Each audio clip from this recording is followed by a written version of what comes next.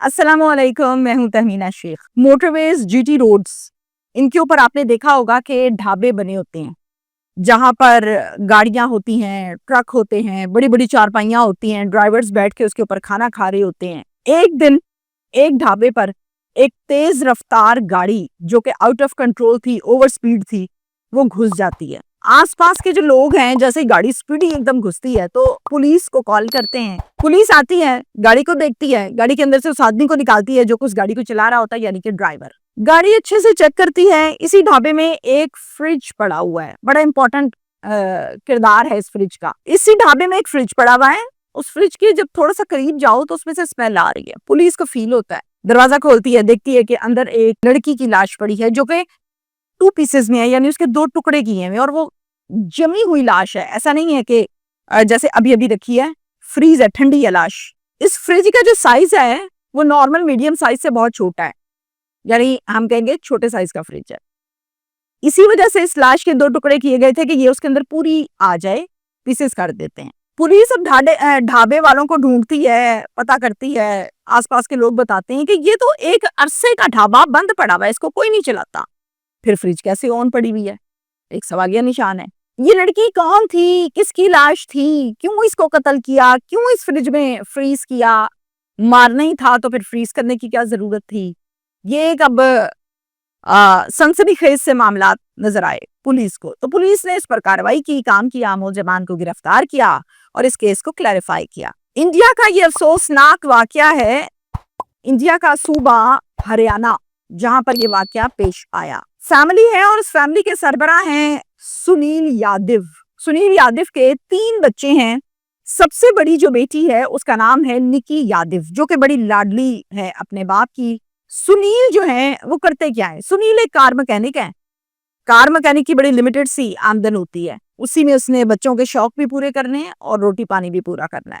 पाकिस्तान में होता है CSS, जिसको कंपीट करने के बाद स्टूडेंट को मुख्तलिफ जगहों पर तैनातियां मिलती हैं, अफसरी मिलती है। इसी तरह इंडिया में होता है UPSC। सेम प्रोसीजर के साथ इसको कंपीट करना होता है और फिर आपको तैनातियां मिलती हैं, पोस्टिंग्स मिलती हैं। UPSC के इम्तिहान के लिए निकी हरियाणा से दिल्ली शिफ्ट हुई, क्योंकि वहां पर एक कोचिंग सेंटर था जो बहुत अच्छा था और नॉमिनल भी था।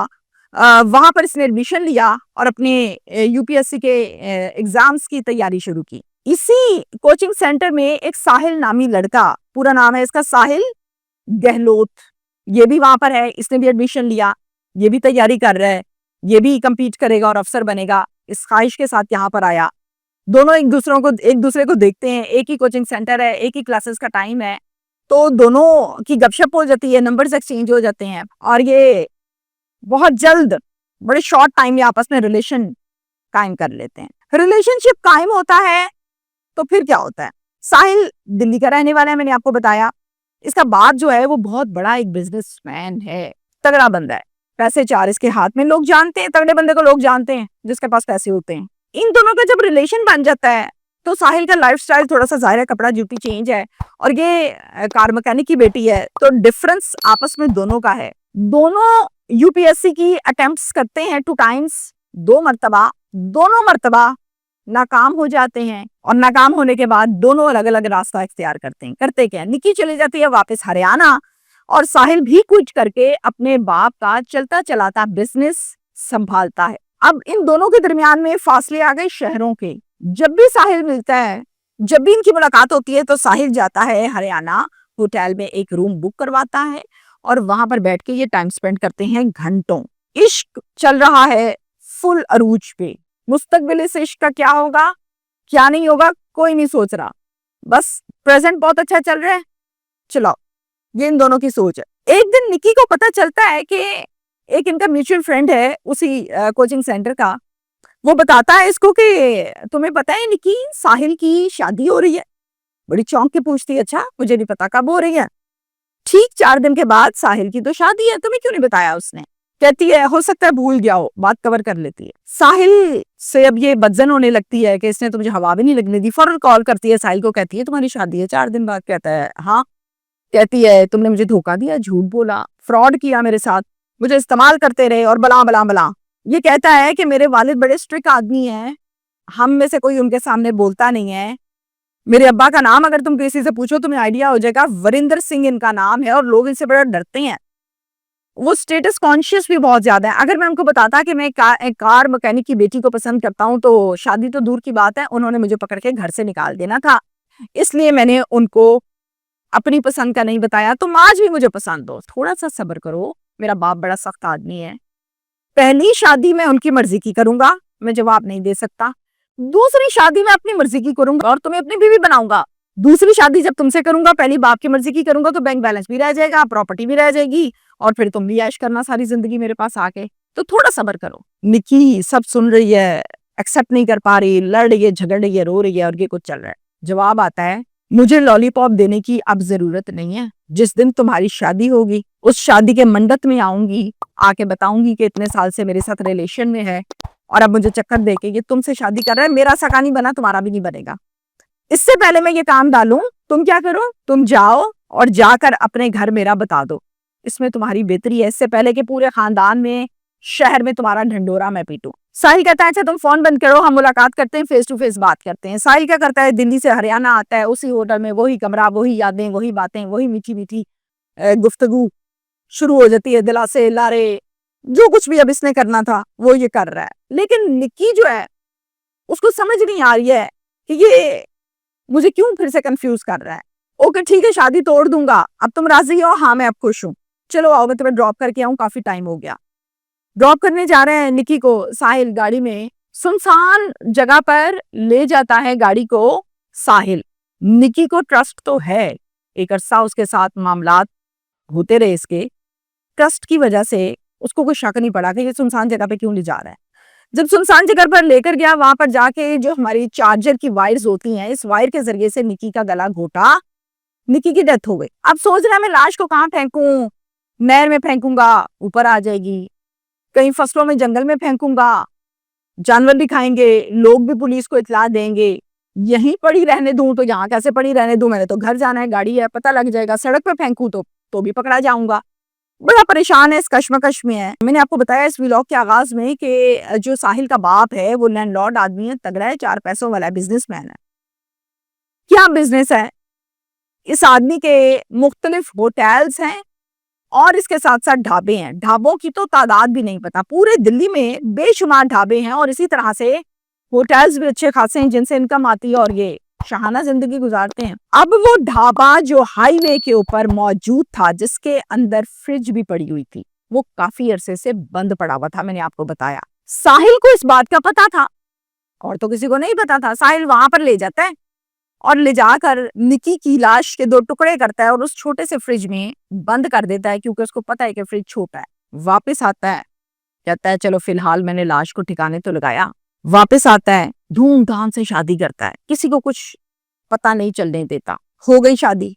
शादी के वेरी नेक्स्ट डे, अगले दिन ये वकुआ हो जाता है। क्या वकुआ? एक आउट ऑफ कंट्रोल गाड़ी, ओवर स्पीडी गाड़ी उसी ढाबे में घुसी और आसपास वालों ने पुलिस को कॉल की और केस खुल गया, पोल खुल गया। पुलिस इस लड़की की लाश की शिनाख्त करती है तो मालूम होता है कि इस लड़की का नाम निकी है। फिर उसके बाद निकी के वालिदैन को ट्रेस करती है, वालिदैन को फोन करके बताती है सारी बात।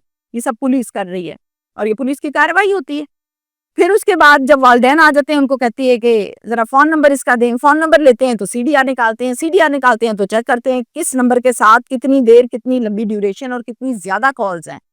जब उस नंबर को चेक किया जाता है तो वो नंबर होता है साहिल का। तो समझ आती है कि साहिल नामी लड़का इसके साथ कनेक्शन में था। फिर पुलिस उस ढाबे का भी पता कर रही है। जब साहिल का पता चलता है तो साहिल को बुलाते हैं, पूछगिछ करते हैं, ढाबा किसका है, क्या मामला है, तुम कौन हो, कैसे, ये वो। तो पता चलता है कि ये जो ढाबा है ये इसके बाप का ढाबा है, जो कि एक लैंडलॉर्ड है, बिजनेसमैन है।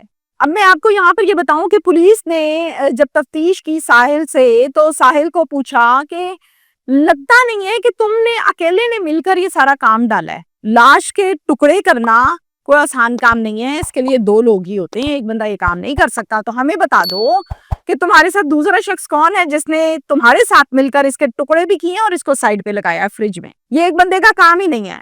तो फिर साहिल कुछ और ब्रेक होता है और कहता है कि इस कत्ल में और इस लाश के टुकड़े करने में मेरे साथ मेरा बाप भी शामिल है। पुलिस ने कहा, और बताओ और क्या क्या पता था तुम्हारे बाप को, और तुमने बाप को क्या पहले बताया था कि आज मैं कत्ल करने जा रहा हूँ? फिर साहिल ने बताया कि चार्जर वायर से जब मैंने गला दबाया निकी का और निकी की डेथ हो गई तो मैं बहुत ज्यादा घबरा गया था। मैं कह रहा था कि अब मैं करूं क्या, लड़की भी मैंने मार दी, लाश कहाँ फेंकूं, पता ना चल जाए किसी को। मैं बहुत घबराया था। मैंने अपने वालिद को कॉल की, कॉल करके मैंने उनसे कहा कि ये वही निकी लड़की है जिसका आपको पता है कि मैं उसको पसंद करता था, रिलेशन में था, इस लड़की को मैंने मार दिया है, अब क्या करूं? बाप ने मुझे कहा, हमारा एक ढाबा है जो बड़े अरसे से बंद पड़ा है, वो सुनसान होगा, वहां पे इतना रश नहीं होता, तुम ऐसा करो वहां पर ले जाओ, मैं भी आता हूँ। अबू भी आ गए, मैं भी चला गया।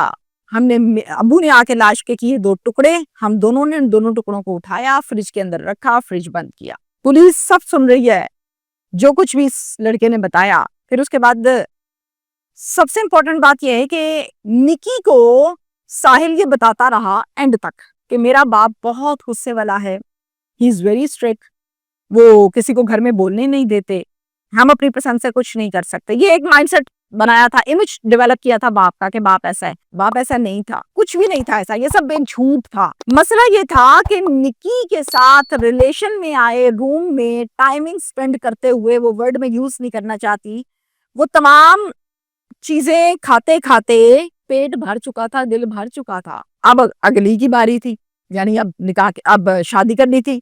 मॉडल और चीजें, प्रोडक्ट्स चेंज होती रहती हैं। इस चक्कर में इसने निकी को बाप का झूठा इमेज तैयार किया ताकि ये मेरे बाप से डरे, ये पीछे हट जाए, मैं अगली शादी कर लूं, क्योंकि बात असल ये कि दिल भर गया। सारी तफ्तीश करने के बाद पुलिस ने रेड किया, वरिंदर सिंह जो कि साहिल का बाप है, इसको भी गिरफ्तार किया और फिर शामिल तफ्तीश किया। ये शादी के अगले दिन का किस्सा सुना रही हूँ आपको। नई नवेली दुल्हन को ये पता चलेगा कि मेरा बंदा, मेरा शौहर, एक दिन का शौहर, मुझसे पहले किसी लड़की के साथ फिजिकल रिलेशन में भी था, पसंद भी करता था, उसको इस्तेमाल भी करता रहा, और फिर उसके बाद उसको इसने कत्ल भी कर दिया और फिर दो टुकड़े भी कर दिए और लाश को फ्रिज में भी फेंक दिया। मुझे बताएं उसके साथ जिंदगी कैसे गुजरेगी?